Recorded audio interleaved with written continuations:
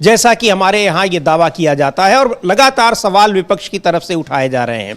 और दूसरी ओर एक और बड़ी खबर है और जिसमें सुप्रीम कोर्ट ने तमिलनाडु के राज्यपाल के जरिए राष्ट्रपति को भी उसकी सीमाएं बताई हैं कि विधानसभाओं से पारित विधेयकों को कुछ समय तक ही रोके रखा जा सकता है, 3 महीने से ज्यादा आप नहीं रोक सकते हैं। और अगर रोकते हैं बिना किसी कारण के, बिना कोई संवैधानिक कारण बताए हुए, तो फिर उस पर संज्ञान लिया जा सकता है, सुप्रीम कोर्ट ले सकता है और राज्य की विधानसभा परमादेश के रिट जारी करने के लिए सुप्रीम कोर्ट का रुख कर सकती है। तो बड़ी खबर यह है। और इस बीच जो राजनीति चल रही है, खासतौर से बिहार में एनडीए के भीतर की राजनीति, अभी तक ऐसा लग रहा था कि नीतीश कुमार की पार्टी में बगावत हो रही है, भारतीय जनता पार्टी उनकी पार्टी को कमजोर करने की कोशिश कर रही है, दबाव बना रही है। लेकिन नीतीश कुमार भी भारतीय जनता पार्टी को आंख दिखाने का कोई मौका छोड़ नहीं रहे हैं। तो ये बहुत सारी खबरें हैं जिन पर हम इस कार्यक्रम में चर्चा कर रहे हैं। इसमें सबसे महत्वपूर्ण खबर जिस पर अब इस समय लगातार तमाम बयान आ रहे हैं, प्रतिक्रियाएं आ रही हैं और यह कहा जा रहा है कि आखिर दुनिया भर के देश अगर ईवीएम पर भरोसा नहीं कर रहे हैं तो हमारे ही देश में उस पर इतना भरोसा क्यों किया जा रहा है। तुलसी गबार्ड ने कहा क्या है हम उसको भी सुनवाएंगे, लेकिन उससे पहले उस पर जिस तरह से प्रतिक्रियाएं आ रही हैं और लंबे समय से अमलेंदु जी विपक्ष इसकी मांग कर रहा है कि ईवीएम से चुनाव नहीं होने चाहिए, बैलेट पेपर से चुनाव होने चाहिए। बैलेट पेपर से चुनाव की मांग संसद तक में की गई है। समाजवादी पार्टी के नेता अखिलेश यादव ने संसद में यह कह दिया लोकसभा में कि हम चुनाव भले ही जीते हैं लेकिन उसके बावजूद हम चाहते हैं कि ईवीएम से चुनाव ना हो। और अभी पिछले दिनों जो कांग्रेस का राष्ट्रीय अधिवेशन हुआ, कांग्रेस पार्टी के राष्ट्रीय अध्यक्ष मल्लिकार्जुन खड़गे ने ईवीएम को एक बहुत बड़ा फ्रॉड बताया। तो आखिर ये बहुत बड़ा कारण है अमलेंदु जी कि यहां पर चुनाव आयोग उसको स्वीकार नहीं कर रहा है और अभी भी कर रहा है। तुलसी गबार्ड के इस बयान के बाद भी उसका यह कहना है कि ये उसी तरह से इसमें कोई इसको कनेक्शन नहीं हो सकता, इंटरनेट से नहीं जोड़ सकता, ये कैलकुलेटर की तरह से काम करता है। लेकिन दुनिया भर में के तमाम देश हैं जो कि इस पर सवाल उठाते रहे हैं और भारत में भी लगातार प्रूफ देते रहे हैं लोग। हाँ देखिए समीर जी, जब सुप्रीम कोर्ट में सुनवाई हो रही थी ईवीएम को लेकर तो उस समय भी ये बात आई थी और उस समय खुद जो था वो जस्टिस संजीव खन्ना जो इस समय सीजीआई हैं वो उस बेंच की अध्यक्षता कर रहे थे और जस्टिस दीपांकर दत्ता उनके साथ में थे। जस्टिस संजीव खन्ना ने चुनाव आयोग के वकील से कहा कि कोई अधिकारी आप बुलाइए जिससे हम कुछ पूछना चाहते हैं। तो फिर चुनाव आयोग का एक अधिकारी आया और चुनाव आयोग के अधिकारी ने कहा कि जो कहेगा वो सच कहेगा, सच के सिवा कुछ नहीं कहेगा। और सच जो उसने कहा समीर जी, उसमें सच में ये सामने निकल कर आया कि ईवीएम जो है वो इंटरनेट से भी जुड़ती है, ईवीएम लैपटॉप से भी जुड़ती है और ईवीएम में डाटा केबल भी होती है। और जिस लैपटॉप से जुड़ती है उस लैपटॉप को रिटर्निंग अफसर इस्तेमाल करता है और उसमें चाहे तो वो कुछ भी कर सकता है। हालांकि करता नहीं है ये कहा गया, लेकिन अगर चाहे तो कर सकता है। ये सारी चीजें आई। इसके बाद फिर जो था सुप्रीम कोर्ट ने आदेश दिया था कि ईवीएम के जब चुनाव हो जाएगा तो 45 दिनों तक आपको डाटा संभाल कर रखना होगा, जो कि नहीं रखा गया। ये सारी चीजें आई। तो अब इसको लेकर जिस तरीके से सवाल उठ रहे हैं तो ये निश्चित तौर पर एक है। और आपको याद होगा कि प्रधानमंत्री नरेंद्र मोदी अभी जब अमेरिका गए थे तब डोनाल्ड ट्रंप ने भी प्रधानमंत्री की मौजूदगी में ईवीएम को लेकर बहुत सारी बातें कही थी। और उससे पहले एलन मस्क जो उद्योगपति हैं और उनके मित्र हैं और आप तो सरकार में शामिल हैं अमेरिका की, उन्होंने ईवीएम मशीनों को लेकर जो कहा था उसके बाद यहाँ जो थे वो जो हमारे उस समय के आईटी मिनिस्टर थे राजीव चंद्रशेखर, वो काफ़ी ज़्यादा आग बबूला हो गए थे। और उसके बाद फिर ये समझा गया कि यहाँ की ईवीएम मशीनों के लिए आया। तो अब जो बात आई है, तुलसी गबार्ड का साफ कहना है कि ईवीएम मशीनें हैक प्रूफ नहीं है और इनमें छेड़छाड़ की जा सकती है और छेड़छाड़ इनमें हो सकती है। और ये तो यहाँ भी अच्छा, और ये सवाल उठा जब सुप्रीम कोर्ट ने पूछा कि भाई ईवीएम पर आपको भरोसा क्यों नहीं है, तो इस पर जो प्रशांत भूषण जो पैरवी कर रहे थे उन्होंने कहा कि मी लॉर्ड ये हमको नहीं है, आपको भी इस पर भरोसा नहीं है। और चूंकि आपको इस पर भरोसा नहीं था तो आपने ही आदेश दिया था कि इसमें वीवीपैट मशीन जोड़ा जाए। तो सुप्रीम कोर्ट को भी ईवीएम पर भरोसा नहीं है और इसीलिए जो था वो वीवीपैट मशीन जोड़ने का उसमें निर्णय लिया गया था। अब सवाल ये है कि वीवीपैट मशीनों की गिनती होगी कि नहीं होगी, इस पर भी काफ़ी लंबी बहस चली थी और वो उस पर आगे अब सुनवाई नहीं हुई है क्योंकि उस समय लोकसभा चुनाव था, 3 चरण के चुनाव हो चुके थे। तो ये हुआ कि अभी इंटरिम आदेश पारित करते बाद में इस पर बहस होगी। मुझे लगता है कि प्रशांत भूषण को और एडीआर जो उसमें थे और जो उसमें और लोग थे उनको अब जाना चाहिए सुप्रीम कोर्ट की इस पर मामले की सुनवाई पूरी की जाए। बिल्कुल, इसको लेकर अब एक बार फिर विवाद छिड़ गया है, चर्चा छिड़ गई है। विवाद तो पहले से ही है, चूंकि पूरा का पूरा विपक्ष इस पर भरोसा नहीं कर रहा है। और ईवीएम ही नहीं, उसके बाद तो यह चर्चा और आगे छिड़ गई कि किस तरह से पूरी चुनावी प्रक्रिया को प्रभावित किया जा रहा है। ईवीएम तो उसमें एक मुद्दा है, इसके अलावा वोटर लिस्ट में जिस तरह से गड़बड़ियां की जा रही हैं। हालांकि वोटर लिस्ट में गड़बड़ियों के मामले को सुप्रीम कोर्ट ने सुनवाई के लिए रखा हुआ है, उस पर सुनवाई को तैयार हुआ है और चुनाव आयोग भी उस पर अपनी गलती को स्वीकार कर रहा है और उस पर तमाम जो लोगों से सूचनाएं मांग रहा है, उनके प्रूफ मांग रहा है, एविडेंस मांग रहा है। लेकिन अभी तक इन सारे मुद्दों पर चुनाव आयोग खामोश रहा करता था, वो गलती भी स्वीकार नहीं कर रहा था। अब ईवीएम को लेकर जो तुलसी गबार्ड ने कहा है, तुलसी गबार्ड अमेरिका में इंटेलिजेंस डिपार्टमेंट की प्रमुख हैं, एक बार सुनते हैं क्या कहा उन्होंने। उनका सीधे तौर पर यह कहना है कि ईवीएम हैक प्रूफ नहीं है, यानी ऐसा नहीं है कि इसको हैक नहीं किया जा सकता है, यह भी एक इलेक्ट्रॉनिक उपकरण है और इसको भी हैक किया जा सकता है। सुनते हैं तुलसी गबार्ड को और उसके बाद किस तरह से प्रतिक्रियाएं आ रही हैं भारत में, उस पर भी बात करेंगे। I've got a long list of things that we're investigating. We have the best of the best going after this. Election integrity being one of them. We have evidence of how these electronic voting systems have been vulnerable to hackers for a very long time and vulnerable to exploitation to manipulate the results of the votes being cast, which further drives forward your mandate to bring about paper ballots across the country so that voters can have faith in the integrity of our elections. तो ये तुलसी Gabbard है। EVM को लेकर इनका कहना है जो electronic voting machine है, यानी वो फुल प्रूफ नहीं है, ऐसा नहीं है कि उसको हैक नहीं किया जा सकता है।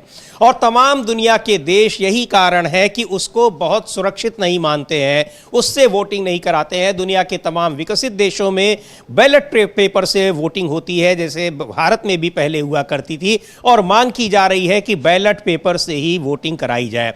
पिछले दिनों किस तरह से मल्लिकार्जुन खड़गे ने, जो कांग्रेस का 8 और 9 अप्रैल को राष्ट्रीय अधिवेशन अहमदाबाद में हुआ है, उसमें उन्होंने बहुत ही सख्त तरीके से कहा कि हमको ये स्वीकार नहीं है और ये बहुत बड़ा फ्रॉड है। उस बाइट को भी आपको हम सुनवाएंगे क्या कहा था मल्लिकार्जुन खड़गे ने। लेकिन अभी रणदीप सुरजेवाला कांग्रेस के नेता हैं, उन्होंने एक लंबा चौड़ा ट्वीट किया है एक बार फिर से ईवीएम को लेकर। वो भी देखते हैं कि उसमें रणदीप सुरजेवाला क्या कह रहे हैं। और निश्चित तौर पर यह बहस एक बार फिर छिड़ गई है कि ईवीएम पर कितना भरोसा किया जाए, ये भरोसे लायक है कि या नहीं है। रणदीप सुरजेवाला लिख रहे हैं कि सुश्री तुलसी गबार्ड संयुक्त राज्य अमेरिका की राष्ट्रीय खुफिया निदेशक हैं। उन्होंने सार्वजनिक रूप से इलेक्ट्रॉनिक वोटिंग मशीन की हैकिंग के मुद्दे और इसकी कमजोरियों को उठाया है। वास्तव में उन्होंने कहा है कि ईवीएम मतदान के परिणामों में हेरफेर करने के लिए, शोषण के लिए कमजोर है। और कई सारे सवाल हैं कि चुनाव मुख्य सीईसी यानी मुख्य चुनाव आयुक्त और चुनाव आयोग चुप क्यों है।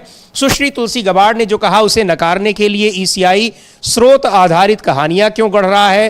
प्रधानमंत्री, उन्होंने यानी रणदीप सुरजेवाला ने कई सवाल पूछे हैं कि प्रधानमंत्री, एनडीए सरकार और भाजपा चुप क्यों है।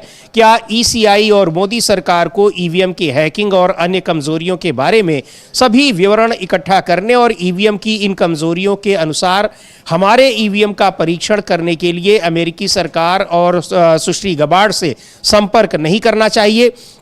ये तमाम उन्होंने सवाल उठाए हुए हैं और एक लंबा चौड़ा उन्होंने ट्वीट किया है। ये भी कहा है कि क्या ये उचित और न्याय संगत है कि हम अमेरिका के राष्ट्रीय खुफिया निदेशक द्वारा दिए गए बयान को सिरे से खारिज कर दें, जिन्हें हमने 17 मार्च को यानी 1 महीने से भी कम समय पहले सम्मानित किया था।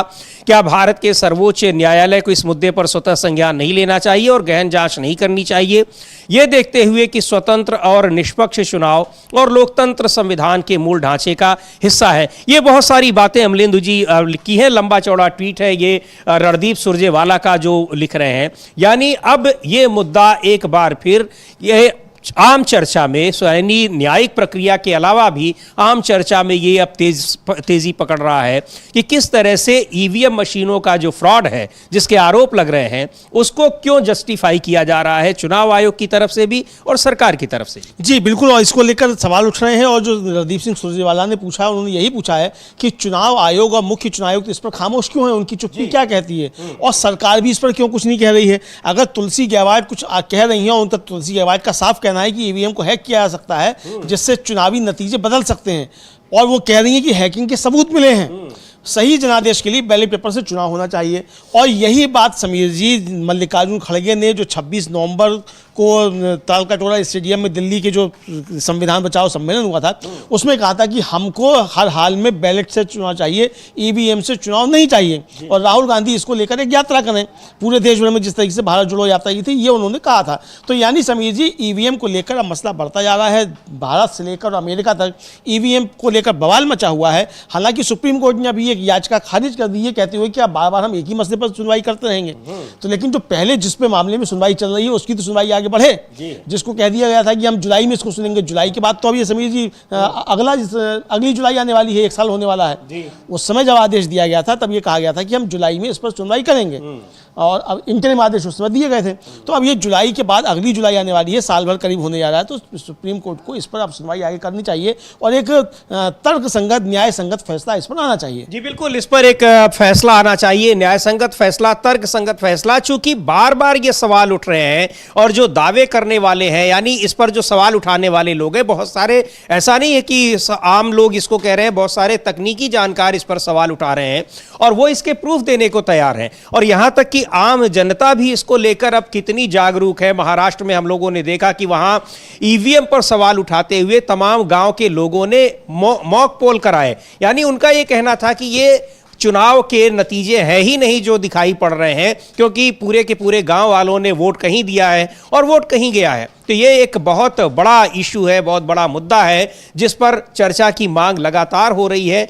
बैलेट पेपर से चुनाव कराने की मांग हो रही है, लेकिन जो तुलसी गबार्ड के इस बयान के बाद जिस तरह से उन्होंने सवाल उठाए हैं, निश्चित तौर पर एक बार फिर ये एक बड़ा मुद्दा बन गया है। और रणदीप सुरजेवाला सीधे तौर पर ये कह रहे हैं कि आखिर उनके बयानों का खंडन क्यों नहीं किया जा रहा है, इसका मतलब क्या वो सही है?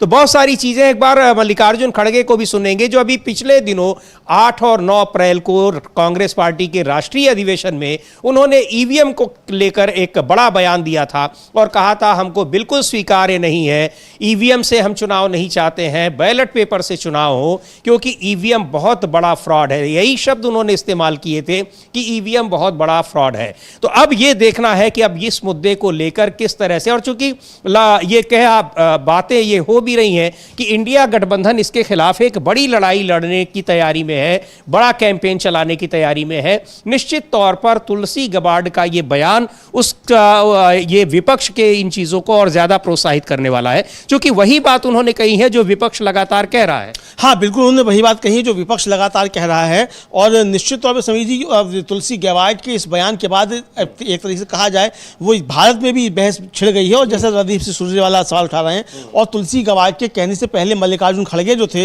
वो भी इसको लेकर कह चुके हैं साफ तौर पर कि वहाँ किस तरीके से ईवीएम पर सवाल उठाए। उनका भी यही कहना था कि जब देश भर में जो है किसी भी तरीके से, मतलब पूरी दुनिया में जहाँ जहाँ ईवीएम मशीनें हैं और वो वहाँ नहीं कराए जाते ईवीएम मशीनों से चुनाव। और जो एक याचिका हालांकि सुप्रीम कोर्ट ने खारिज कर दी थी, वो एक जो एम्बेसडर थे, शांति के एम्बेसडर, उनकी याचिका थी। और उनका कहना था कि 197 देशों में से 180 देशों में जो है वो ईवीएम नहीं है, और केवल उन देशों में ईवीएम है जहां तानाशाही है।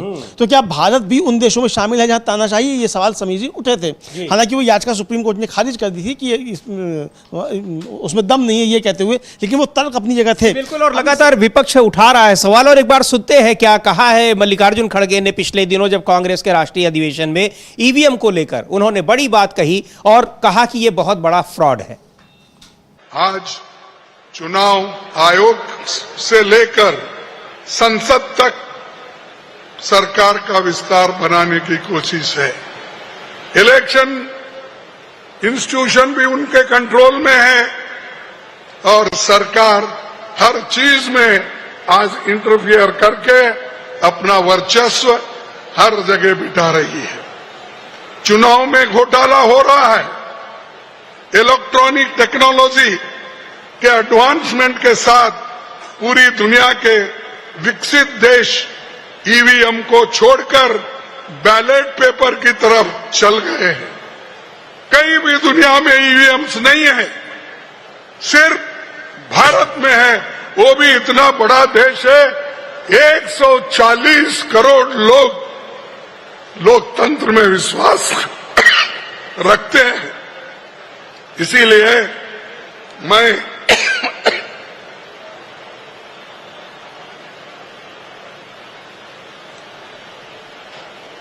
विकसित देश भी बैलेट पेपर में, लेकिन हम ईवीएम पे चल रहे हैं। ये सब फ्रॉड है, मैं ये कहूंगा, लेकिन वो लोग प्रूव करो। अरे आपने ऐसे टेक्निक बना लिए हैं कि जिससे आपको फायदा हो, अपोजिशन पार्टी को नुकसान हो, ऐसे टेक्नोलॉजी बनाकर अगर हमको हराना चाहते हैं तो आज नहीं कल इस देश के नौजवान उठेंगे और आपको हाथ पकड़ के ये कहेंगे हमको बैलेट पेपर होना चाहिए, ईवीएम नको। तो ईवीएम पर चुनाव नहीं चाहिए, बैलेट पेपर पर चाहिए, और ये सीधे तौर पर मांग की। उन्होंने कहा आप अभी नहीं करेंगे तो इसके खिलाफ एक बड़ा आंदोलन चलेगा जिसमें आपको ये स्वीकार करना पड़ेगा। चूंकि ईवीएम का सहारा लिया ही इसलिए जा रहा है ताकि विपक्ष को बार बार चुनाव हराया जा सके और खुद जीता जा सके। इसमें सरकार और चुनाव आयोग की सांठ-गांठ के जो आरोप लगातार लगते रहे हैं, हालांकि बीच में जब कुछ जगहों पर चुनाव होते हैं और वहां विपक्ष की जीत होती है तो उस पर यह कहा जाता है कि तब क्यों सवाल नहीं उठ रहे हैं, लेकिन विपक्ष के नेता लगातार इस बात को कह रहे हैं कि जब हम जीत रहे हैं तब भी हम उस पर सवाल उठाना बंद नहीं करेंगे। बड़ी बात है, और लगातार विपक्ष के आरोपों को चुनाव आयोग भी नकार रहा है, सरकार भी उस पर कोई चर्चा नहीं कर रही है, लेकिन ईवीएम को लेकर जो बातें यहां विपक्ष कर रहा है पूरी दुनिया में वो बातें हो रही हैं। दुनिया के तमाम विकसित देशों में ईवीएम से चुनाव नहीं होते हैं, वहां बैलेट पेपर से चुनाव होते हैं, और इसीलिए कहा जा रहा है कि आखिर हमारे देश में बैलेट पेपर से चुनाव क्यों नहीं हो रहे हैं। अब ये मांग एक बार फिर जोर पकड़ने वाली है और इस पर बहस भी अब काफी तेज होने वाली है। हाँ बिल्कुल समीर जी, इस पर बहस काफ़ी तेज होने वाली है। और आपको याद होगा कि जब लोकसभा चुनाव में बैसाखियों के सहारे जीतकर प्रधानमंत्री नरेंद्र मोदी आए और जिस दिन वो एनडीए के संसदीय दल के नेता चुने गए, उस दिन उन्होंने भाषण में कहा कि क्या ईवीएम मर गया, ये उन्होंने कहा था। तो ईवीएम मर गया, तो जो ईवीएम मर गया उसका जवाब अखिलेश यादव ने लोकसभा में दिया था और उन्होंने कहा था कि मैं अब उत्तर प्रदेश में 80 की 80 सीटें जीत जाऊं तब भी ईवीएम पर भरोसा नहीं है जी। आज भी नहीं है और तब भी नहीं होगा। तो ईवीएम पर भरोसा नहीं है, भले ही हम जो है ज़्यादा सीटें जीत कर आए हैं और 80 की 80 भी जीत जाते तब भी ईवीएम पर हमें भरोसा नहीं होता। ये अखिलेश यादव ने कहा था, हम उसको भी सुन लेंगे कि अखिलेश यादव ने उसमें क्या कहा। और अमलेदु जी, बार जो विपक्ष कई बार ये कह चुका है कि ये उस मिली भगत का ही नतीजा है, यानी विपक्ष के अनुसार ये भी उस षड्यंत्र का हिस्सा है कि कुछ राज्यों में भारतीय जनता पार्टी हार जाती है और वहां विपक्षी पार्टियां जीत जाती हैं। हाल के दिनों में भी ऐसा हुआ है और पिछले लंबे समय से इस तरह से हो रहा है। आरोप भले बार बार लग रहे हैं लेकिन उन आरोपों को खारिज कर दिया जाता है। लेकिन विपक्ष का कहना है कि हम हारे या जीते, हमें ईवीएम पर भरोसा नहीं है, हमें बैलेट पेपर से ही चुनाव चाहिए। क्या कहा था अखिलेश यादव ने लोकसभा में, जो अमलेंदु जी जिसकी चर्चा कर रहे हैं, बहुत ही महत्वपूर्ण बात उन्होंने कही थी। चूंकि 37 सीटें समाजवादी पार्टी ने जीती उत्तर प्रदेश में, 6 सीटें कांग्रेस पार्टी ने, यानी भारतीय जनता पार्टी की बहुत बुरी हार लोकसभा चुनाव में उत्तर प्रदेश में हुई थी। उसको लेकर उन्होंने कहा कि 37 नहीं, अगर हम 80 सीट भी जीत जाएं तब भी हमको ईवीएम पर भरोसा नहीं है, हम बैलेट पेपर से ही चुनाव चाहते हैं। सुन लेते हैं अखिलेश यादव के उस बयान को, क्योंकि अब ईवीएम पर एक बार फिर जबरदस्त बहस छिड़ने वाली है। ईवीएम पे मुझे कल भी भरोसा नहीं था, आज भी नहीं भरोसा। मैं 80 की 80 सीट जीत जाऊं तब भी नहीं भरोसा।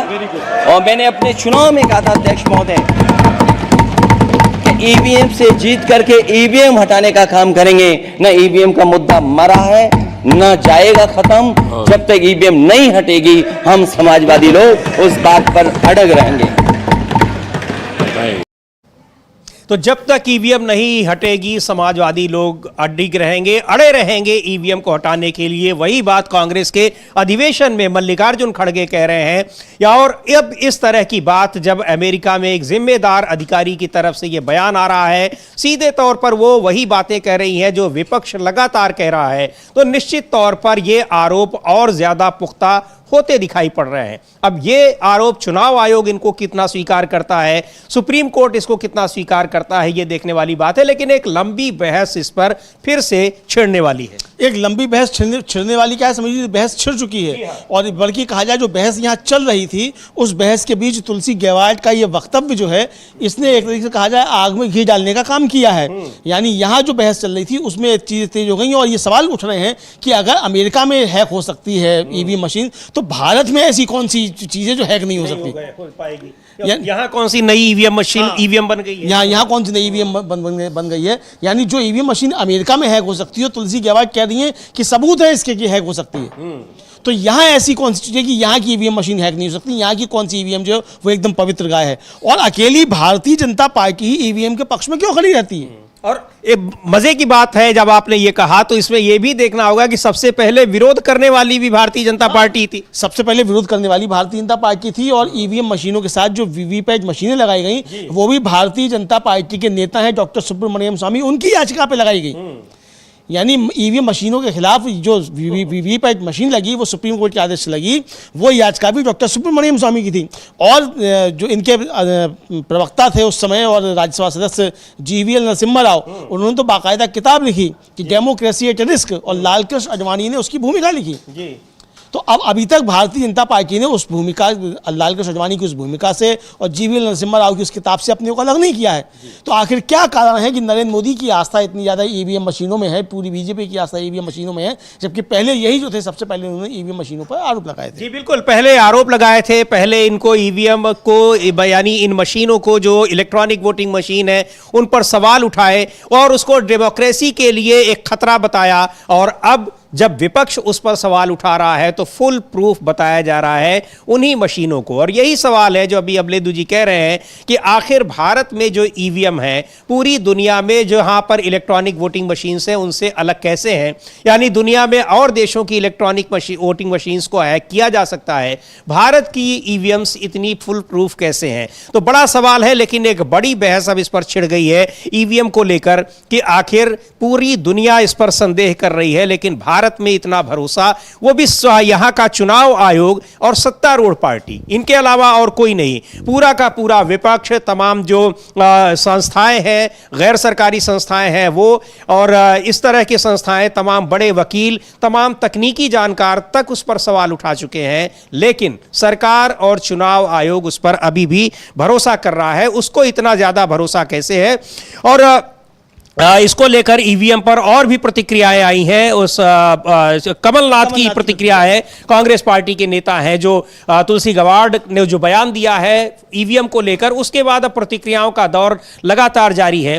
तो क्या कह रहे हैं उन्होंने, कमलनाथ ने, जो मध्य प्रदेश के पूर्व मुख्यमंत्री हैं, वो कह रहे हैं ईवीएम पर सबको शक है, ईवीएम एक बहुत बड़ा धोखा है। अमेरिका, यूरोप और जापान में ईवीएम का प्रयोग नहीं होता क्योंकि वो जानते हैं कि इसे फिक्स किया जा सकता है। अहमदाबाद, तो ये कमलनाथ जो पूर्व मुख्यमंत्री हैं मध्य प्रदेश के, उनका ये कहना है। और अभी हमने रणदीप सुरजेवाला ने एक लंबा चौड़ा ट्वीट किया है, वो हम लोगों ने देखा ही। इसको लेकर अब लगातार ये बहस एक बार और तेज होती जा रही है कि ईवीएम पर भरोसा कितना किया जाए और क्यों किया जाए। हाँ बिल्कुल, हम लोग सुनेंगे भी कि क्या कहा कमलनाथ ने उसको। और समीर जी, ये ईवीएम को लेकर विवाद अब काफ़ी ज़्यादा जो है वो बढ़ता हुआ दिखाई पड़ रहा है, और इसको अब यहाँ भी कुछ ना कुछ निर्णायक स्थिति में पहुँचना चाहिए इसको, इस बहस को। तो ये अच्छे तरीके से देखा जा सकता है कि इस पर यहाँ बहस बढ़ रही है। पहले भी लगातार ईवीएम पर सवाल उठते रहे, यहाँ तक कि लोकसभा चुनाव से पहले भी इस पर सवाल उठते रहे, और लोकसभा चुनाव के बाद भी प्रधानमंत्री नरेंद्र मोदी के ये कहने के बाद भी कि क्या ईवीएम मर गया, तब भी ये सवाल उठते रहे समीर जी इसको लेकर। लोकसभा के भीतर जिस तरह से अभी हमने सुना कि कैसे कहा था अखिलेश यादव ने कि हम सारी सीटें जीत जाएं तब भी हमको उस पर भरोसा नहीं है, तो कई बार इस पर संसद में भी लोगों ने अपनी बात रखी है, सवाल उठाए हैं, और सुप्रीम कोर्ट में इस पर लंबी चौड़ी बहस हुई ही है। अब आंदोलन की भी तैयारी हो रही है। महाराष्ट्र के गांव के लोगों ने मॉक पोलिंग के जरिए अपनी आपत्ति दर्ज कराई और एविडेंस दिया कि कैसे हम लोगों ने वोट दिया और ईवीएम ने किसी दूसरे को वोट ट्रांसफर कर दिए। लेकिन यहां पर कहा जा रहा है चुनाव आयोग की ओर से कि फुल प्रूफ है, उसको कहीं से भी उसमें छेड़छाड़ नहीं की जा सकती है। सुनते हैं कमलनाथ ने क्या कहा है। कांग्रेस के नेता हैं, वरिष्ठ नेता और मध्य प्रदेश के मुख्यमंत्री रह चुके हैं। आपकी क्या प्रतिक्रिया? इसमें कोई शक नहीं कि ईवीएम पर सबको शक है। भारत एक देश है जहां ईवीएम चलते हैं। अमेरिका में, पूरे यूरोप में, पूरे जापान में कोई ईवीएम नहीं, ईवीएम को के पास नहीं जाते, क्योंकि वो जानते हैं इसको फिक्स किया जा सकता है। अभी जो सबूत आए हैं इसमें साफ स्पष्ट है कि ईवीएम एक बहुत बड़ा धोखा है। और सर ने जो कहा कि नेताओं को आराम करने की जरूरत है, जो पार्टी में योगदान है, उस पर आप कुछ कहेंगे सर? हाँ बिल्कुल, जो सक्रिय नहीं है उनको आराम करना चाहिए। तो ईवीएम को लेकर, ईवीएम पर पूरी दुनिया को शक है, लेकिन भारत में सत्तारूढ़ पार्टी और चुनाव आयोग को उस पर शक नहीं है। इस पर अब सवाल उठ रहे हैं कि आखिर ऐसा क्यों है, और लगातार इस पर अब चर्चा जारी है। तुलसी गबार्ड जो इंटेलिजेंस डिपार्टमेंट की प्रमुख हैं अमेरिका में, उन्होंने आरोप लगाए हैं। उन्होंने कहा है कि ईवीएम फुल प्रूफ नहीं है, इसको हैक किया जा सकता है, चुनाव के परिणाम को यह प्रभावित कर सकता है। यानी वही बातें उन्होंने कही हैं जो यहां पर विपक्ष पिछले कई साल से लगातार कहता आ रहा है। हाँ बिल्कुल, कई साल से लगातार कहता आ रहा है। और समीर जी, बीच लोकसभा चुनाव के बीच भी अखिलेश यादव ने फिर कहा था कि ये लड़ाई इतनी लंबी है कि ये संघर्ष चलता रहेगा। दुनिया के बहुत से देश ईवीएम की तरफ नहीं देख रहे हैं। हमने तय किया है कि ईवीएम से हटा के ईवीएम हटा देंगे। ये 4 मई 2024 को कहा था, यानी लोकसभा चुनाव के परिणाम आने से ठीक 1 महीना पहले अखिलेश यादव ने ये कहा था। और उससे पहले उन्होंने 2023 में भी एक ट्वीट किया था। वो आप मेरे ख्याल से पढ़ के बता सकते हैं कि क्या ट्वीट किया था उस समय अखिलेश यादव ने। उस वो ट्वीट है कि जो 12 दिसंबर 2023 का ट्वीट है अखिलेश यादव का, कि ईवीएम को लेकर जनता के मन में शंका होने से देश का लोकतंत्र कमजोर हो रहा है। बैलेट पेपर से चुनाव लोकतंत्र में विश्वास की पुनर्स्थापना के लिए जरूरी है। तकनीक के माध्यम से घपलों घोटालों की खबर आम बात हो गई है, तो फिर ईवीएम शक के घेरे से बाहर कैसे हो सकता है। देश में ईवीएम को लेकर एक जनमत कराने की आवश्यकता है। लोकतंत्र में जनता को सिर्फ सरकार चुनने का ही अधिकार नहीं होता, चुनने के तरीके और चुनने के माध्यम को चुनने का भी अधिकार होता है। इसी के आधार पर दुनिया के विकसित देशों ने ईवीएम के स्थान पर फिर से बैलेट पेपर यानी मत पत्र से चुनाव कराना शुरू कर दिया है।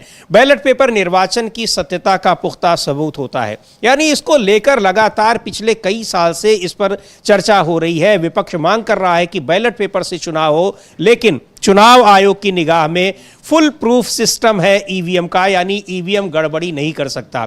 दुनिया की कोई ऐसी मशीन नहीं है जो गड़बड़ी न करती हो, लेकिन ईवीएम को लेकर इतना ज्यादा भरोसा क्यों है, और सत्तारूढ़ पार्टी को भी इतना भरोसा क्यों हो गया है, वो भी अपने आप में बहुत बड़ा सवाल है। क्योंकि सबसे पहले यही पार्टी हुआ करती थी जो ईवीएम पर सवाल उठाया करती थी, लेकिन अब उसके लिए ये एक फुल प्रूफ माध्यम है। इससे बेहतर कोई तरीका नहीं है चुनाव कराने का। हाँ बिल्कुल, इससे बेहतर कोई तरीका नहीं है। और समीर जी, आपको याद होगा कि जब राहुल गांधी की जो दूसरी भारत जोड़ो न्याय यात्रा थी, वो भारत जोड़ो न्याय यात्रा के समापन के समय पर जब वो मुंबई पहुंचे थे, वहां भी उन्होंने ये कहा था कि राजा की जान ईवीएम में है। और ईवीएम से एक चुनाव होता तो ये, और वो चीज़ सामने भी आई, लोकसभा चुनाव में भी सामने आई, वो महाराष्ट्र में सामने आई, वो हरियाणा में सामने आई, वो दिल्ली में सामने आई। अब तैयारी बिहार की चल रही है, वहाँ भी क्या इस तरह की चीज़ें सामने आएंगी। क्योंकि जब दिल्ली में प्रेस कॉन्फ्रेंस की थी तब कहा था संजय राउत ने कि वो 40 लाख मतदाता इधर उधर घूमते रहते हैं। तो बहुत सारे सवाल इसको हैं। हम लोग राहुल गांधी को भी सुन सकते हैं कि उस समय उन्होंने क्या कहा था। बिल्कुल, राहुल गांधी ने भारत जोड़ो यात्रा के समय ईवीएम को लेकर कहा था, और ईवीएम को लेकर वो लगातार सवाल उठा रहे हैं, पूरी चुनावी प्रक्रिया को लेकर सवाल उठा रहे हैं। और सीधे तौर पर कहा था कि अगर ईवीएम नहीं है तो प्रधानमंत्री मोदी चुनाव नहीं जीत सकते हैं। यह बड़ा आरोप चुनाव आयोग पर और चुनाव आयोग और बीजेपी की साठगांठ पर उन्होंने लगाए थे। सुन लेते हैं क्या कहा था भारत जोड़ो यात्रा के समय ईवीएम को लेकर राहुल गांधी ने। बता रहा हूं, ईवीएम के बिना नरेंद्र मोदी चुनाव नहीं जीत सकता है। इलेक्शन कमीशन से हमने कहा कि एक काम कीजिए, विपक्ष की पार्टी को ये मशीनें दिखा दीजिए, खोल के हमें दिखा दीजिए ये कैसे चलती हैं, हमारे एक्सपर्ट्स को दिखा दीजिए। इलेक्शन कमीशन नहीं दिखाता। फिर हमने कहा देखिए, इसमें से कागज निकलता है, वोट मशीन में नहीं है, वोट कागज में है। ठीक है, आप मशीन चलाइए, मगर कागज की भी गिनती कर दीजिए। इलेक्शन कमीशन कहता है नहीं, कागज की गिनती नहीं होगी। क्यों नहीं होगी? कैसे नहीं होगी? सिस्टम नहीं चाहता कि ईवीएम की गिनती हो जाए। क्यों? क्योंकि यह सिस्टम आपके धन को चोरी करने का सिस्टम है।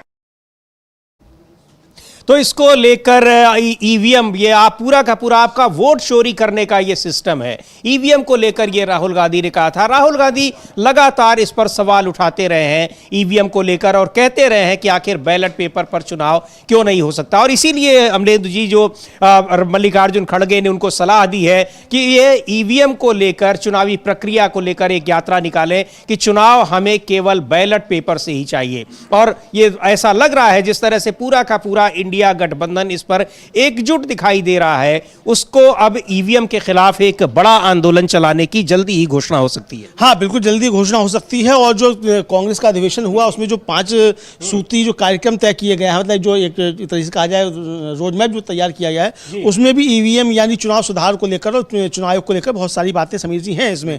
और आपको याद होगा कि रामलीला मैदान में इंडिया गठबंधन की रैली हुई थी, उसमें राहुल गांधी ने कहा था कि EVM match fixing, social media और प्रेस पर दबाव के बिना ये 180 से अधिक सीटें नहीं जीत सकते। जी हाँ, ये राहुल गांधी ने कहा था। वो बाइट भी हम लोगों के पास हम लोग सुनवा भी सकते हैं समीर जी की, उस समय राहुल गांधी ने क्या कहा था मार्च 2024। पिछले साल का है जब ये कांग्रेस पार्टी का अधिवेशन हुआ था यहाँ पर रामलीला ग्राउंड में, और उसमें उन्होंने ईवीएम पर सवाल उठाए थे और सीधे चुनौती दी थी कि अगर ईवीएम के बिना चुनाव होते हैं तो 180 से ज्यादा सीट नहीं जीत सकती भारतीय जनता पार्टी, नहीं पूरा का पूरा एनडीए गठबंधन। सुन लेते हैं क्या कहा था। लेकिन यह तो है ही है कि विपक्ष लगातार सवाल उठा रहा है ईवीएम पर, लेकिन चुनाव आयोग और सत्तारूढ़ पार्टी उसको डिफेंड कर रही है कि ये फुल प्रूफ सिस्टम है, ये गलत नहीं है। सुनते हैं राहुल गांधी को क्या कहा उन्होंने कि ईवीएम को लेकर, अगर ईवीएम ना हो तो भारतीय जनता पार्टी का चुनाव में क्या हश्र होगा। आजकल आईपीएल के मैच चल रहे हैं, देखते हो आप लोग। मैच फिक्सिंग शब्द सुना है आपने? सुना है? जब बेईमानी से एम्पायर पर दबाव डालकर, प्लेयर को खरीदकर, कैप्टन को डराकर मैच जीता जाता है। क्रिकेट में उसको मैच फिक्सिंग कहा जाता है। हमारे सामने लोकसभा का चुनाव है। अंपायर किसने चुने? नरेंद्र मोदी ने। हमारी टीम में से मैच शुरू होने से पहले 2 खिलाड़ियों को अरेस्ट करके अंदर कर दिया। तो भाइयों और बहनों, ये जो चुनाव हो रहा है, नरेंद्र मोदी जी इस चुनाव में मैच फिक्सिंग करने की कोशिश कर रहे हैं। ये जो उनका 400 सीट का नारा है, ये बिना ईवीएम के, बिना मैच फिक्सिंग के, बिना सोशल मीडिया और प्रेस पर दबाव डालकर, खरीदकर, ये 180 पार नहीं होने जा रहा है। सब मिलाकर आप देखिए, कांग्रेस पार्टी तो चुनाव से पहले जब भारतीय जनता पार्टी ने 400 पार का नारा दिया था, उस समय राहुल गांधी कह रहे थे कि ईवीएम अगर ना हो तो ये 180 सीट भी पार नहीं करेंगे। और इसीलिए बार बार ईवीएम का सवाल उठा रहा है विपक्ष। और राष्ट्रीय अधिवेशन में अब मल्लिकार्जुन खड़गे ने कहा है कि अब एक यात्रा निकालनी पड़ेगी चुनाव, इसको लेकर, चुनावी प्रक्रिया को लेकर, ईवीएम के खिलाफ लोगों को जागरूक करना होगा। लेकिन ऐसा लगता है कि लोग पहले से जागरूक हैं अमलेंदु जी। जिस तरह से महाराष्ट्र के तमाम गांव के लोगों ने ईवीएम के खिलाफ प्रूफ जुटाने शुरू किए, एविडेंस जुटाने शुरू किए, और मॉक पोलिंग के जरिए उन्होंने बताया कि हम ईवीएम पर अगर सवाल उठा रहे हैं तो उन सवालों में कितना दम है और कितना हमारे पास उसके लिए एविडेंस है, प्रमाण है, हम तब उठा रहे हैं। हाँ बिल्कुल समीर जी, प्रमाणों के साथ ही सारी बातें रखी गई और सुप्रीम कोर्ट में भी जो बहस चली थी उसमें भी तमाम प्रमाण रखे गए थे और तब उस पर लंबी बहस चली थी, कई दिन तक बहस उसमें चली थी और उसके बाद फिर जो था उस पर आदेश आया कि अभी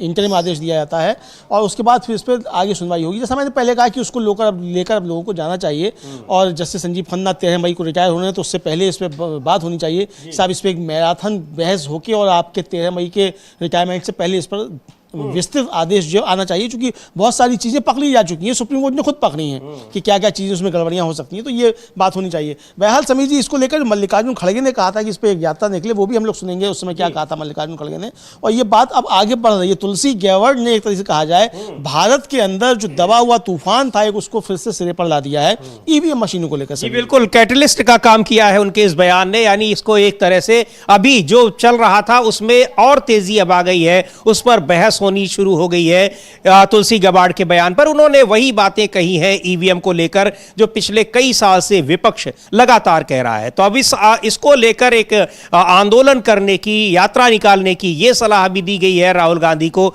मल्लिकार्जुन खड़गे ने, जो कांग्रेस पार्टी के राष्ट्रीय अध्यक्ष हैं, खुद उन्होंने यह सलाह दी है।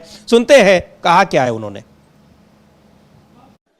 नहीं, वो ईवीएम छोड़ दो, हमको ईवीएम पीवीएम कुछ नहीं, हमको होना बैलेट पेपर पे वोट बस।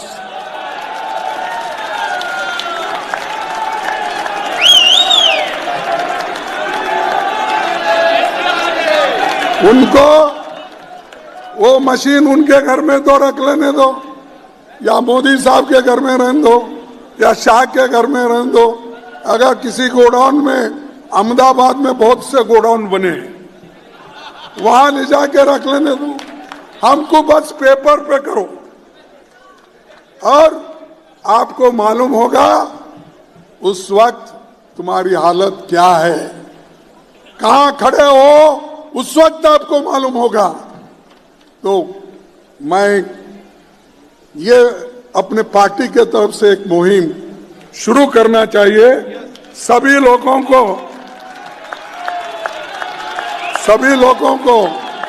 कहना चाहिए, सभी पार्टियों को भी हम कहेंगे, और राहुल गांधी जी के नेतृत्व में जैसा भारत जोड़ो यात्रा निकाले वैसा ही ये पेपर, बैलेट पेपर हमको चाहिए।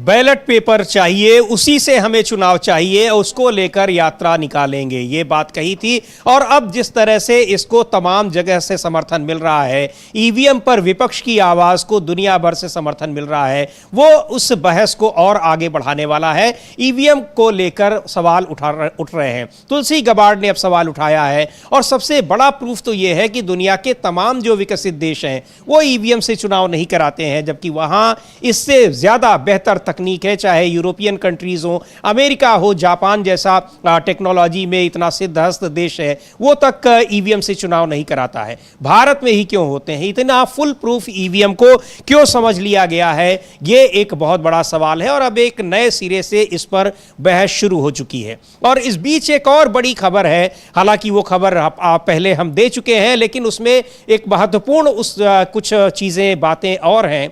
जो तमिलनाडु के राज्यपाल और वहां की राज्य सरकार के बीच जो केस था सुप्रीम कोर्ट में, उसमें सुप्रीम कोर्ट ने बड़ी महत्वपूर्ण टिप्पणी की है और साफ तौर पर कहा है कि राष्ट्रपति भी जो राज्य की विधानसभा ने बिल पारित किया है उसको 3 महीने से ज्यादा नहीं रोक सकते हैं। कारण उनको बताना होगा और उस पर उनको राज्य सरकार के पास भेजना ही होगा। नहीं भेजते हैं तो राज्य सरकार उनके इस कृत्य के खिलाफ सुप्रीम कोर्ट का रुख कर सकती है, परमादेश जारी करने की रिक्वेस्ट कर सकती है। बहुत बड़ा पॉइंट है उसी में, जिसमें कहा था कि राज्यपाल के पास कोई वीटो पावर नहीं है कि वो अपनी जेब में रखे रहेंगे किसी बिल को अगर राज्य की विधानसभा ने पारित कर दिया है। और ये पावर राष्ट्रपति के पास भी नहीं है कि राष्ट्रपति के पास वो लटका हुआ है बिल, तो उसको कितने लंबे समय तक रख सकते हैं? 3 महीने से ज्यादा किसी भी विधेयक को राष्ट्रपति भी नहीं अपने पास रख सकते हैं। और इसके जरिए उन्होंने कहा है कि जो केंद्र और राज्य के बीच संबंध होते हैं उसको सुनिश्चित किया जाना बहुत जरूरी है, वहां टकराव नहीं होना चाहिए। मामला तमिलनाडु का ही है, लेकिन इस तरह का टकराव पिछले कुछ समय से तमाम राज्यों में देखा गया है और तमाम मामले केंद्र सुप्रीम कोर्ट में पहुंचे हैं, चाहे वो केरल का मामला हो, पश्चिम बंगाल का मामला हो, यानी जो गैर बीजेपी शासित राज्य हैं, गैर एनडीए शासित राज्य हैं। तो ये एक बहुत बड़ी टिप्पणी है सुप्रीम कोर्ट की और राष्ट्रपति को भी उन्होंने ये एक सलाह दी है और सीधे हिदायत दी है कि 3 महीने से ज्यादा उस बिल को नहीं रोक सकते हैं। बहुत बड़ा बयान है अमलेंदु जी, और कहा भी है कि राज्य सरकार परमादेश जारी करने के लिए सुप्रीम कोर्ट से रिक्वेस्ट कर सकती है। हाँ बिल्कुल, सुप्रीम कोर्ट से रिक्वेस्ट कर सकती है और राष्ट्रपति की निष्क्रियता के खिलाफ अदालत जा सकती है, ये भी कहा है। ये मामला समझिए ये था कि तमिलनाडु राज्य बनाम तमिलनाडु के राज्यपाल मामले में सर्वोच्च न्यायालय ने राष्ट्रपति के लिए संविधान के अनुच्छेद 201 के अनुसार उन विधेयकों पर कार्य करने की समय सीमा निर्धारित कर दी है जिन्हें राज्यपाल ने राष्ट्रपति की स्वीकृति के लिए सुरक्षित रखा। न्यायालय ने कहा कि राष्ट्रपति को आरक्षित विधेयकों पर 3 महीने के भीतर निर्णय लेना होगा। न्यायालय ने अपने फैसले में अनुच्छेद 200 के तहत विधेयकों पर राज्यपाल की कार्रवाई के लिए समय सीमा तय की है। न्यायमूर्ति JB पारदीवाला और न्यायमूर्ति महादेवन की पीठ ने फैसले के पैराग्राफ 391 में लिखा है कि राष्ट्रपति को राज्यपाल द्वारा उनके विचारार्थ सुरक्षित रखे गए विधेयकों पर संदर्भ प्राप्त होने की तिथि से 3 महीने की अवधि के भीतर निर्णय लेना आवश्यक है। और आगे क्या है कि इस अवधि में से अधिक देरी होने पर उचित कारण दर्ज करके संबंधित राज्य को सूचित करना होगा। यानी अगर आपने 3 महीने से ज़्यादा रोका तो आपको क्यों रोका आपने, ये आपको संबंधित राज्य को बताना होगा, ये है। और राज्यों से ये भी अपेक्षा है कि वे सहयोगात्मक रवैया अपनाएं और उठाए जाने वाले प्रश्नों के उत्तर देकर सहयोग करें तथा केंद्र सरकार द्वारा सुझाए गए सुझावों पर शीघ्रता से विचार करें। यदि राष्ट्रपति द्वारा समय सीमा के भीतर कोई कार्रवाई नहीं की जाती है तो राज्यों को राष्ट्रपति के विरुद्ध परमादेश रिट जारी करने की मांग करते हुए रिट याचिका दायर करने का अधिकार है। और ये लिखा आदेश में सुप्रीम कोर्ट ने कि जब राष्ट्रपति अनुच्छेद 201 के तहत स्वीकृति के लिए उनके समक्ष कोई विधेयक प्रस्तुत करते हैं तो वे निर्णय लेने में निष्क्रियता प्रदर्शित करते हैं और ऐसी निष्क्रियता उस समय सीमा से अधिक हो जाती है जैसा कि इस निर्णय के पैराग्राफ 391 में हमारे द्वारा निर्धारित किया गया है। तो राज्य सरकार के लिए इस न्यायालय से परमादेश रिट प्राप्त करना खुला होगा। जी बिल्कुल, अगर भाई सामान्य भाषा में अगर इसको समझें तो यही है कि राज्यपाल की तरह से, जैसे राज्यपाल के पास अगर कोई विधेयक जो सीधा तरीका है, जो प्रक्रिया है, संवैधानिक प्रक्रिया है, वो ये है कि अगर राज्य की विधानसभा कोई विधेयक पारित कर देती है तो राज्यपाल के पास एक पावर है कि एक बार वो रिकंसिडरेशन के लिए उस विधानसभा के पास भेज सकते हैं। लेकिन अगर दोबारा उसी विधेयक को पारित करके भेज दिया जाता है राज्यपाल के पास तो उनको उस पर सिग्नेचर करना होगा। हाँ, राष्ट्रपति से वो एक बार मशविरा लेने के लिए उनके पास भेज सकते हैं, लेकिन राष्ट्रपति के पास भेजने का यह मतलब नहीं होता कि राष्ट्रपति उसको जब तक चाहे अपने पास रखे रहें, क्योंकि जब तक उस पर राज्यपाल का सिग्नेचर नहीं होगा तब तक वो विधेयक, बिल, कानून नहीं बन पाएगा।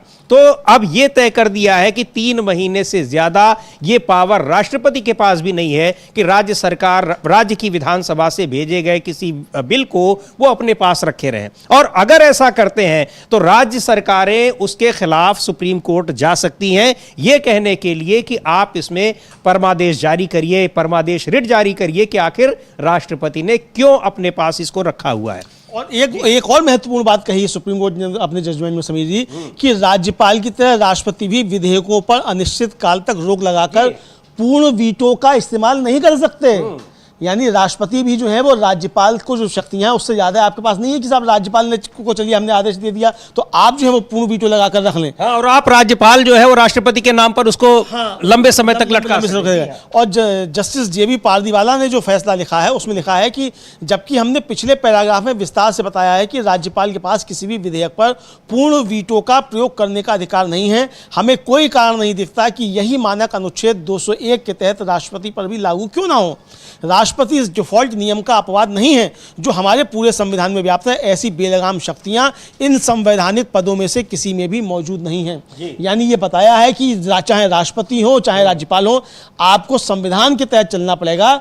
आप संविधान से ऊपर नहीं हैं। संविधान में आपको जितनी शक्तियां दी गई हैं आप उसी का ही प्रयोग कर सकते हैं, बेजा इस्तेमाल आप नहीं कर सकते। और वीटो लगाने का आपको कोई अधिकार नहीं है कि आप वीटो लगाकर उस पर बैठ जाएं। तो ये बहुत सख्त आदेश एक तरीके से कहा जाए, ये सुप्रीम कोर्ट का राष्ट्रपति के लिए है समीर जी। बिल्कुल, ये बहुत सख्त आदेश है और एक नज़ीर है, चूंकि लगातार ये देखने में आ रहा है कि जो गैर एनडीए शासित राज्य हैं, केरल की सरकार है, पश्चिम बंगाल की सरकार है, या फिर झारखंड की सरकार है, या फिर तमिलनाडु की सरकार है, और ये जो ताज़ा मामला है, ये 10 विधेयक तमिलनाडु सरकार की विधानसभा ने पारित किए थे और 10 के 10 विधेयक राज्यपाल अपने पास रखे हुए हैं। उसी के खिलाफ ये सुप्रीम कोर्ट गए और सुप्रीम कोर्ट ने अब ये बड़ा आदेश दिया है कि न तो राज्यपाल को अनिश्चित काल के लिए किसी विधेयक को लटकाने की पावर है और न ही राष्ट्रपति के पास उसको लटकाने की पावर है। तो एक बहुत ये बड़ा आदेश है। हालांकि ये सारी चीजें संविधान में लिखी हुई हैं, बावजूद इसके राज्यपाल उन राज्यों के राज्यपाल इनको लटकाते हैं। दिल्ली में किस तरह से लेफ्टिनेंट गवर्नर और राज्य सरकार के बीच इस तरह का खेल चलता रहा जब आम आदमी पार्टी की सरकार थी। तो एक नज़ीर है और बहुत सख्त आदेश है। कितना पालन होता है, नहीं पालन होगा तो इस तरह के मामले फिर सुप्रीम कोर्ट में जाएंगे। लेकिन इतना तो तय है कि अब राज्यपाल राष्ट्रपति के नाम से भी किसी बिल को लंबे समय तक नहीं लटका सकते हैं। 3 महीने के भीतर उनको उसको चाहे सिग्नेचर करके वापस भेजना हो और चाहे उस पर आपत्ति लगाकर, लेकिन भेजना जरूरी है। ये महत्वपूर्ण बात है, क्योंकि दोबारा अगर आएगा तो दोबारा उनको हस्ताक्षर उस पर करना पड़ेगा। तो ये एक बहुत ही महत्वपूर्ण आदेश है। और सुप्रीम कोर्ट ने यह भी साफ तौर पर कहा है कि केंद्र और राज्य के बीच बेहतर तालमेल होना चाहिए। राज्यों के लिए भी उन्होंने कहा कि अगर कोई ऐसा विवादास्पद मैटर है तो वो पहले केंद्र से सलाह लेकर तब उसको कानून बनाए, क्योंकि बहुमत अगर भले राज्य में उनका है लेकिन उससे केंद्र का टकराव होता है या फिर वो पूरे देश के लिए ठीक नहीं है तो इस तरह के विधेयक ना पारित करें। हालांकि जब राज्यपाल को यह शक्ति दी गई है उसको वापस भेजने की और उस पर आपत्तियां लगाई जा सकती हैं तो संवैधानिक ग्राउंड पर आपत्तियां लगेंगी, लेकिन राज्यों को भी यह हिदायत दी गई है। तो एक बहुत ही महत्वपूर्ण फैसला है सुप्रीम कोर्ट का और यह फैसला केंद्र और राज्य के बीच बेहतर संबंधों को सुनिश्चित करने की दिशा में एक महत्वपूर्ण कदम जरूर इसको माना जा रहा है। और अब बात करते हैं जो इस तरह की राजनीति चल रही है बिहार में, आने वाले दिनों में चुनाव है और बिहार में भारतीय जनता पार्टी और वहाँ की जो सत्तारूढ़ जनता दल यूनाइटेड है, हालांकि दोनों ही पार्टियां सरकार में हैं लेकिन लीड कर रहे हैं नीतीश कुमार, जनता दल यूनाइटेड के नेता, उनके बीच में टकराव की खबरें। और अब नीतीश कुमार ने भी अपनी जो पासे हैं वो उन्होंने फेंकने शुरू कर दिए हैं। अमलेंदु जी, क्या जानकारी है? हाँ बिल्कुल, पासे फेंकना शुरू कर दिए हैं नीतीश कुमार ने और एक तरीके से कहा जाए कि वो अब खुलने लगे हैं। हालांकि वक्फ बोर्ड उन्होंने जो अधिनियम आया उसको उन्होंने पास करा दिया, मोदी जी का साथ दे दिया, सब कुछ कर दिया, लेकिन इसके बाद भी भारतीय जनता पार्टी की तरफ से कोई ये आश्वासन नहीं मिला उनको कि उनके नेतृत्व में चुनाव लड़ा जाएगा और सरकार बनने पर उनको ही मुख्यमंत्री बनाया जाएगा। तो अब उन्होंने आंख दिखाना शुरू कर दिया है। खबर यह समीर जी कि पिछले 3-4 दिनों से जो राज्य सरकार की तरफ से जो विज्ञापन छप रहे हैं नीतीश कुमार के, उनमें अकेले नीतीश कुमार का फोटो है, प्रधानमंत्री या बीजेपी के किसी भी अन्य नेता का कोई इसमें फोटो चित्र नहीं है। हमारी टीम के पास वो चित्र हैं, हम चाहेंगे कि उनमें से एक-एक करके अगर दिखा दिए जाएं। एक तो फुल पेज का समीर जी विज्ञापन है और वो जेपी गंगा पथ परियोजना जो है उसका लोकार्पण। अब उसमें देखिए नीचे नाम तो लिखे हुए हैं कि विशिष्ट अतिथि जो है सम्राट चौधरी हैं, विजय कुमार सिन्हा हैं, नंद किशोर यादव हैं, संजीव चौरसिया हैं, रविशंकर प्रसाद हैं, अरुण कुमार सिन्हा हैं, नितिन नवीन हैं। ये 10 अप्रैल का जो है ये विज्ञापन है, 10 अप्रैल के उसका, और प्रगति पथ पर बढ़ता बिहार, नीतीश कुमार, ये सब है जेपी गंगा पथ परियोजना। लेकिन इसमें सिर्फ फोटो जो है वो केवल नीतीश कुमार का है, किसी और का कोई फोटो नहीं है।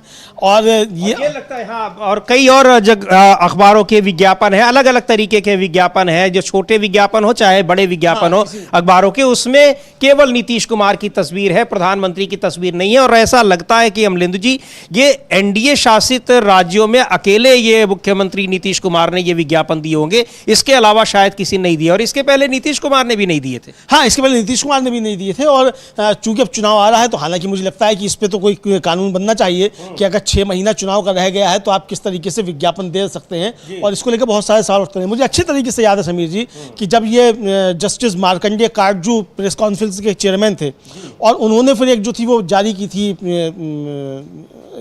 एक रिपोर्ट, और उसमें यह था कि किस तरीके से नीतीश कुमार ने वहाँ मीडिया को खरीदा हुआ। उसमें काफ़ी ज़्यादा तू मैं जो थी वो नीतीश कुमार और जस्टिस काटजू के बीच में हुई भी थी कि साहब आप तो बड़े जज के बेटे हैं, आप तो बड़े घर के बेटे हैं, तो आप मेरे खिलाफ कुछ भी जो आप कर सकते हैं। लेकिन वो उसमें था कि किस तरीके से मीडिया को अपने फेवर में किया गया है विज्ञापनों के जरिए। तो मोदी जी जो दिल्ली में कर रहे हैं समीर जी, जो आज कहा जाता है गोदी मीडिया, नीतीश कुमार ये खेल पहले से करते रहे हैं, लेकिन अब इस खेल में नीतीश कुमार मोदी जी को ही किनारे कर देंगे, ये बड़ा खबर है। खबर ये नहीं है कि नीतीश कुमार मीडिया को अपने पाले में कर रहे हैं इस तरीके से विज्ञापन देकर। खबर ये है इन द बिटवीन, मतलब लाइनों के बीच में, कि मोदी जी इस विज्ञापनों से आउट कर दिए गए हैं नीतीश कुमार के विज्ञापन। और नीतीश कुमार ये भी बताना चाह रहे हैं कि सरकार वहां नीतीश कुमार की है, उसको लीड नीतीश कुमार कर रहे हैं और आगे भी करेंगे। चूंकि और ये सारा डेवलपमेंट ये वक्फ संशोधन कानून पर जिस तरह से जनता दल यूनाइटेड का समर्थन लिया बीजेपी ने, लेकिन उसके बाद भी उनको आने वाले दिनों में यानी चुनाव में जो 2025 में बिहार विधानसभा के चुनाव होने हैं, उसमें एनडीए की तरफ से मुख्यमंत्री का उम्मीदवार अब तक घोषित नहीं किया। यह लग रहा है कि नीतीश कुमार एक बार फिर उस पर इस तरह का दबाव बनाने की कोशिश कर रहे हैं, यह बताने की कोशिश कर रहे हैं कि बिहार में नीतीश कुमार ही सरकार को लीड कर रहे हैं। ऐसा नहीं है जो आरोप लग रहे हैं कि नीतीश कुमार अब केवल चेहरा बने हुए हैं, बाकी पूरी सरकार भारतीय जनता पार्टी चला रही है। हाँ, इसका मतलब तो समझ लीजिए कि जो विज्ञापन छप रहे हैं जिस तरीके से, और जो कोशिश की जा रही है संदेश देने की, इसके जरिए संदेश यही दिया जा रहा है कि जो बीजेपी प्रोपेगेंडा कर रही है नीतीश कुमार बीमार हो गए, तो नीतीश कुमार बीमार नहीं हो, नीतीश कुमार कायदे से सरकार संभाले हुए हैं। और अच्छा, उनके समर्थकों का जो ट्विटर हैंडल है समीर जी, वो फिर से किस तरह की चीज़ें कर रहे हैं। अब उनका एक ट्विटर हैंडल है किसी समर्थक का, फिर से नीतीश कुमार, और ये कोई अभिषेक रंजन अक्षय करके हैं, ये उनका ट्विटर हैंडल है। और उन्होंने जो ट्वीट किया है समीर जी, उसमें ट्वीट में उन्होंने लालू प्रसाद यादव से नीतीश कुमार को बात करते हुए दिखाया है। जो तस्वीर उन्होंने लगाई है ट्वीट में, तस्वीर लगाई है। तो अब ये फिर से नीतीश कुमार 2025 जो है, और ये जो इसमें नीतीश के समर्थक क्यों जो है वो लालू यादव के साथ नीतीश कुमार को दिखा रहे हैं, ये भी एक बड़ा सवाल है। तो क्या एनडीए में बिहार में सब कुछ ठीक ठाक नहीं है, कुछ गड़बड़ चल रही है? क्या हम लोग जो लगातार चर्चा करते रहे हैं कि एनडीए आज जिस स्वरूप में दिख रहा है बिहार में, चुनाव आते आते उस स्वरूप में नहीं रहेगा, कुछ गड़बड़ होगी, नीतीश कुमार एनडीए से अलग हो जाएंगे, भले ही इंडिया गठबंधन में ना जाएं, लेकिन बीजेपी का साथ छोड़ देंगे, या साथ रहेंगे तो अपने दबाव में बीजेपी को लेकर करेंगे? ये बहुत सारे सवाल अब उठ रहे हैं। लेकिन नीतीश कुमार ने जिस तरीके से विज्ञापन जारी किए हैं, उससे ये साफ तौर पर समझ में आ रहा है कि नीतीश कुमार अब मोदी जी को बताना चाहते हैं कि मुख्यमंत्री नीतीश कुमार ही हैं, और अगर सरकार बनेगी तो नीतीश कुमार ही मुख्यमंत्री बनेंगे। ये दबाव बनाना चाहते हैं। जी बिल्कुल, ये दबाव बनाना चाहते हैं। और ये घटनाक्रम तब और आगे बढ़ा, हालांकि वक्फ संशोधन का विधेयक पर समर्थन के बाद तो निश्चित तौर पर नीतीश कुमार को उम्मीद रही होगी, लेकिन उसके बाद जब बीजेपी के नेता और पूर्व केंद्रीय मंत्री अश्विनी चौबे ने कहा कि हम नीतीश कुमार को उप प्रधानमंत्री के रूप में देखना चाहते हैं, और उसके बाद जेडीयू के नेताओं की जिस तरह से प्रतिक्रिया आई, उन नेताओं की बहुत सख्त प्रतिक्रिया आई जो अब तक बीजेपी के समर्थन में एक तरह से दिखाई पड़ रहे थे, उसके बाद ये विज्ञापन आने, ये सारी चीजें ये बता रही हैं कि एनडीए में नीतीश कुमार के बीच में और भारतीय जनता पार्टी के बीच में क्या कुछ चल रहा है। हाँ बिल्कुल समीर जी, काफ़ी कुछ विवाद है और चीज़ें सामान्य नहीं हुई हैं।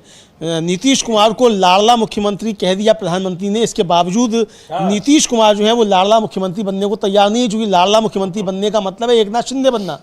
तो नीतीश कुमार अपना भविष्य जो है वो एकनाथ शिंदे जैसा नहीं चाहते हैं, ये साफ तौर पर वो संकेत दे रहे हैं, और कई तरीकों से लगातार वो संकेत नीतीश कुमार इसको बार बार दे रहे हैं समीर जी। जी बिल्कुल, इसको एक बार बार ये संकेत दे रहे हैं। और जिस तरह से विज्ञापनों में प्रधानमंत्री की तस्वीर को हटा दिया गया है, केवल नीतीश कुमार की तस्वीरों के साथ राज्य सरकार के विज्ञापन जा रहे हैं, वो सीधे तौर पर यह बताने की कोशिश है कि यहां पर बीजेपी की दखलंदाजी नहीं है। अब है कितनी नहीं है ये देखने वाली बात है, क्योंकि जिस तरह के बहुत सारे फैसले हो रहे हैं, नीतीश कुमार तमाम मुद्दों पर खामोशी अख्तियार किए हुए हैं। वक्फ संशोधन कानून को लेकर भी उन्होंने खामोशी ही अख्तियार कर रखी है।